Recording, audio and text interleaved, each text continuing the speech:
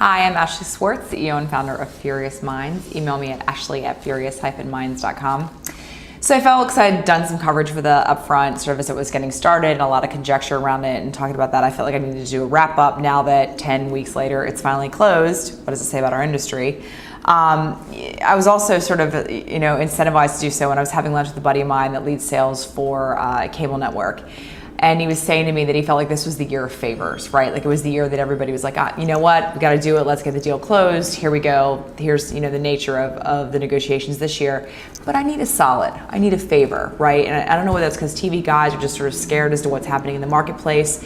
More and more this year, we're hearing that buyers want to buy integrated. They want to buy across digital. And yet some are actually resisting that. NBC, for example, took a hard line this year on only selling integrated packages.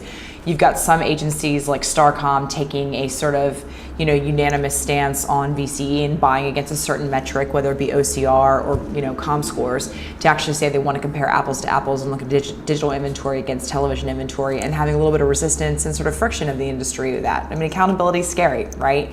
So, all of that, right? Pricing, interesting, what happened, and we'll talk about that. But I was reading everything and sort of getting ready for this, and I'm like, shit, well, here's my conclusion. In what industry do you consistently under-deliver and continue to release a mediocre or subpar product year over year and still find a way to increase prices? Television. Really, boys? Because that's kind of where we are this year, right? So primetime broadcast volume was down 5 to 6%. Volume down 5 to 6%. Cable volume was up a little bit, 2 to 3%. Not as much as we saw last year. The broadcast CPM, though, like everybody was seeing increases, right? They saw like a 5 to 7% increase across the board. And the reason ABC's negotiations held out so long, or their upfronts are sort of the last to close, is because they took a hard line and Jerry Wang wasn't moving on any pricing. Like, good for you. Good way to go, Jerry, rightly so. And NBC is fighting to sort of have parity and be paid comparable CPMs to the other networks. But at the end of the day, guys, like, you're not delivering the audience. Why should you continually, on lower volume, deliver higher prices? I don't get it, because you say that in digital it doesn't work, because when digital can't deliver audience guarantees against reach and frequency and sort of GRPs, the suggestion is that their CPMs should be lower. Regardless, cable CPMs are at 4%. So, this is important because broadcast networks sell through 80 to 85% of their inventory in the upfront market. Now, let's be clear. These aren't commits. These are, sort of intentions, right? These are verbal commitments. But actually, it's not over to the fat lady sings per se. Cable only sells through about 50%. The backdrop of what's happening, though, is that eMarketer just released some numbers that for this year, 2012 numbers show that TV's not the biggest dog on the block anymore. Actually, TV is not the owner of the sort of biggest time spent as far as media anymore. It's digital, right? So in 2012, the estimate is that 5 hours and 9 minutes are spent consuming digital media across multiple devices, and only 4 hours and 31 minutes are television. So that knocked TV off the block, right? Overall, we're seeing an increase that more and more voracious appetite for video, driven by smartphones in particular, and a total time spent on devices is about 11 hours and 52 minutes, just sort of sucking up media, right? Mobile in particular last year in 2012 was 2 hours and 21 minutes of that. And the backdrop overall is we've got, all this conversation about CBS and Time Warner and being turned off, and then Showtime happens to be collateral damage, right?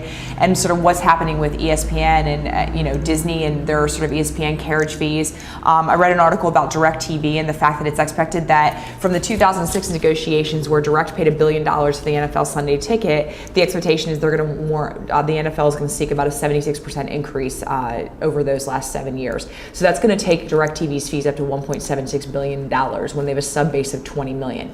You can't amortize that cost about a subscriber base. And, at the end of the day, I think what is so disconcerting to me is that the only person that's paying for this is actually cable, right? So there was a really interesting quote from the CFO of DirecTV in negotiation about whether or not they can pass on that $1.76 billion, a 76% increase in their subscribers. Really?